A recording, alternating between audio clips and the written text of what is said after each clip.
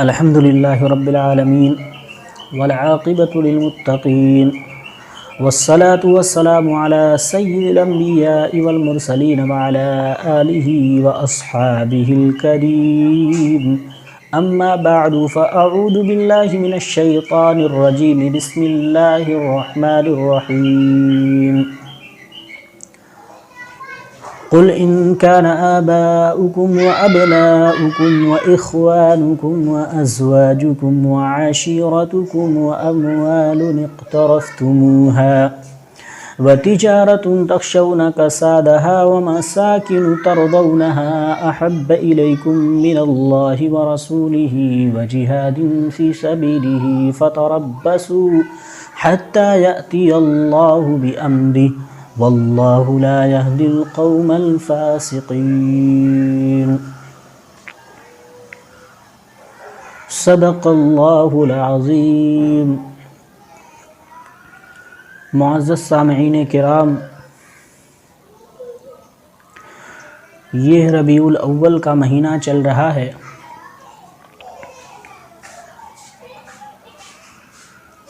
اور آج 12 ربیع الاول ہے۔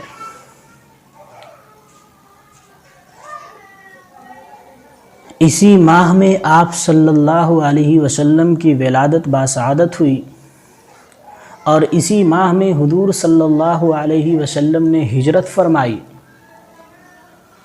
اور اسی ماہ میں آپ صلی اللہ علیہ وسلم نے عالم آخرت کی طرف کوچ فرمایا۔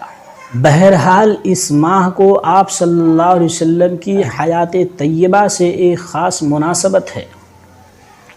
یوں تو آپ صلی اللہ علیہ وسلم سے محبت اور آپ کی عظمت کا تقاضا ہے کہ مسلمانوں کا کوئی دن اور کوئی لمحہ ایسا نہ ہو جب اس کے دل کی دنیا رسول اللہ صلی اللہ علیہ وسلم کی یاد سے آباد نہ ہو۔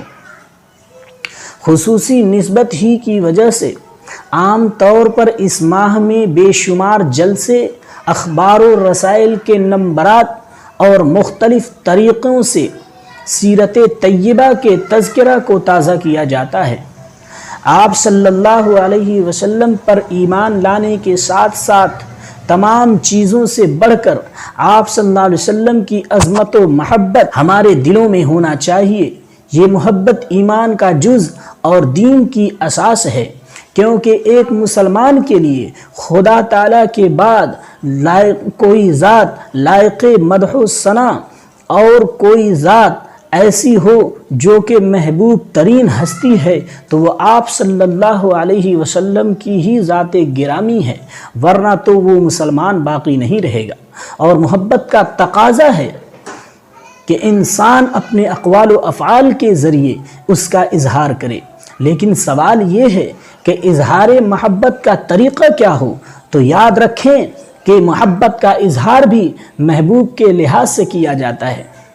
جس طریقے سے انسان اپنے ماں باپ سے محبت کرتا ہے، اولاد سے محبت کرتا ہے، استاد، شیخ اور پیر سے محبت کرتا ہے، شاگرد اور مرید سے محبت کرتا ہے، میاں بیوی آپس میں محبت کرتے ہیں، لیکن ان سب کے محبت میں بہت بڑا فرق ہے۔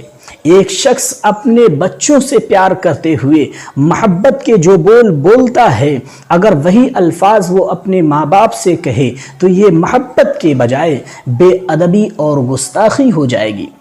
اسی طرح اگر کوئی محبوب کی پسند و ناپسند کی پرواہ کیے بغیر اگر کوئی چیز بطور اظہار محبت کے اس کو دی جائے تو اسے بے وقوفی اور مذاق سمجھا جائے گا۔ حضور صلی اللہ علیہ وسلم کی محبت میں بھی ان دو پہلوؤں کا لحاظ ضروری ہے۔ تو معلوم ہوا کہ محبوب کا مقام و مرتبہ اور محبوب کی پسند کا لحاظ بے حد ضروری ہے۔ حضور صلی اللہ علیہ وسلم نے ایک حدیث کے اندر فرمایا، مسلم شریف کی حدیث ہے کہ اللہ کے رسول صلی اللہ علیہ وسلم نے راستے سے تکلیف دہ چیزوں کو بھی ہٹانے کا حکم فرمایا ہے۔ اس طرح سے راستوں میں کھڑے ہو جانا کہ چلنے والوں کے لیے رکاوٹ پیدا ہو تکلیف دہ چیزوں میں سے ہے۔ ایسی سونا دشوار ہو جائے یا بیمار لوگوں کو تکلیف ہونے لگے تو یہ سب ازاحی کی شکل ہے۔ جیسا کہ آج کل ہم دیکھتے ہیں کہ روڈ پہ اس طریقے سے ڈی جے بجایا جاتا ہے، ڈی جے کے ساتھ حضور صلی اللہ علیہ وسلم کی آمد کی خوشی منائی جاتی ہے۔ ارے یہ کون سی محبت ہے، یہ کون سا طریقہ ہے؟ یہ بالکل غیروں کی مشابہت ہے، اس میں بالکل غیروں کی مشابہت ہے۔ جیسے غیر مسلموں کو یا غیر مسلم یا مسلمان یا جو غیر مسلم بھائی ہیں ان کو جس طریقے سے دیکھا جاتا ہے کہ وہ اپنے دیوی اور دیوتاؤں کی پوجا کرنے کے لیے، ان کی خوشیاں منانے کے لیے یا ان کو بہانے کے لیے لے جانے کے لیے جو طریقہ کار اختیار کرتے ہیں، بالکل وہی طریقہ جو ہے آج مسلمانوں کے اندر رائج ہو چکا ہے۔ قسم خدا کی میں کہتا ہوں کہ حضور صلی اللہ علیہ وسلم کا یہ طریقہ کبھی نہیں رہا ہے، کسی صحابہ نے ایسا نہیں کیا ہے۔ حضور پاک صلی اللہ علیہ وسلم نے خود حدیث کے اندر ارشاد فرمایا ہے کہ راستے سے تکلیف دہ چیزوں کو ہٹاؤ۔ جب رسول اللہ صلی اللہ علیہ وسلم نے راستے سے تکلیف دہ چیزوں کو ہٹانے کا حکم فرمایا ہے، اور اگر ہم تکلیف دہ چیزوں میں سے راستہ کی رکاوٹ بھی ہے، لوگ راستے کو اس طریقے سے جام کیے ہوئے رہتے ہیں، راستے کو روڈ کو بالکل اس طریقے سے اپنی بھیڑ سے یا اپنے ڈی جے سے یا اپنے طور طریق سے اس طریقے سے اس کو بند کر دیتے ہیں کہ یہ کیسے رسول اللہ صلی اللہ علیہ وسلم کا طریقہ ہو سکتا ہے میرے دوستو۔ اور اس طریقے سے ڈی جے بجایا جاتا ہے، ڈی جے ہی کے اندر ساری محبتیں ظاہر کی جاتی ہیں۔ اس طریقے سے اپنے نعت کو، نظم کو اس طریقے سے پیش کریں گے کہ جس طریقے سے سن کر کے ایک بیمار بھی پریشان ہو جائے، اس کو بھی تکلیف پہنچتی ہے۔ اس طریقے سے یہ کام کرنا بالکل جو ہے لائق نہیں اور بالکل یہ پسند نہیں ہے۔ یہ سب ازاحی کی ایک شکل ہے۔ ایسے طریقے جن کو حضور نے ناپسند فرمایا ہے اس سے ہم سب کو بچنا چاہیے۔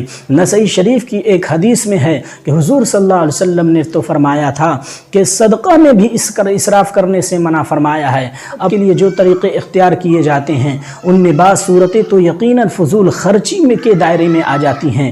یہ اللہ اور اس کے رسول کو ناراض کرنے والی بات ہے، نہ کہ اس کو خوش کرنے والی بات ہے۔ ایک بات جو آپ صلی اللہ علیہ وسلم کو بہت ہی ناپسند تھی وہ ہے غیر مسلموں کی مشابہت اختیار کرنا۔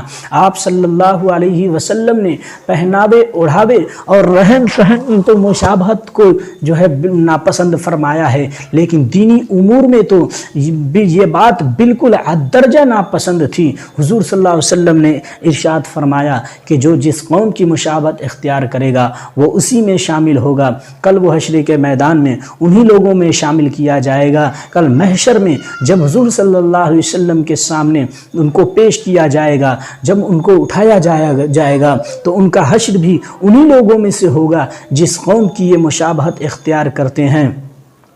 میرے دوستوں اور مسلمانوں، ذرا غور کیجئے کہ کہیں ہم غیر مسلم بھائیوں کے مذہبی اور تہذیبی شاعر کی طرف تو قدم بڑھاتے نہیں جا رہے ہیں۔ ہم اس ماہ میں ضرور اپنی خوشی کا اظہار کریں، لیکن طریقہ ایسا ہو کہ وہ شریعت کی میزان میں بھی درست ہو۔ اظہار مسرت کا ایک طریقہ یہ بھی ہو سکتا ہے کہ ہم لوگ اس مبارک مہینے میں حضور صلی اللہ علیہ وسلم کی سیرت مبارکہ پڑھنے اور اپنی نئی نسل تک پہنچانے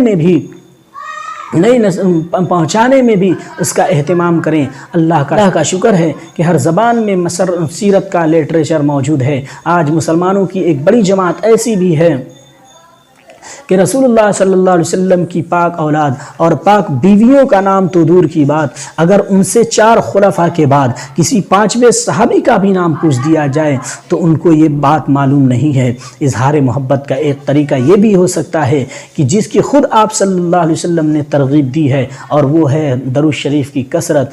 ہم سب کو چاہیے کہ اپنے گھروں میں ایسا ماحول بنا لیا جائے کہ لوگ زیادہ سے زیادہ جو ہے درود شریف پڑھیں۔ ہر مسلمان خاندان طے کرے کہ کم از کم اس ماہ میں سارے لوگ مل کر کے جو ہے کہ 1,00,000 دفعہ درود شریف حضور صلی اللہ علیہ وسلم پر پڑھیں، اور آئندہ بھی سہولت کے لحاظ سے اس کا سلسلہ جاری رکھیں گے۔ اللہ تعالیٰ کہنے سننے سے زیادہ عمل کرنے کی توفیق عطا فرمائے۔ آمین۔ وآخر دعوانا الحمدللہ رب العالمین۔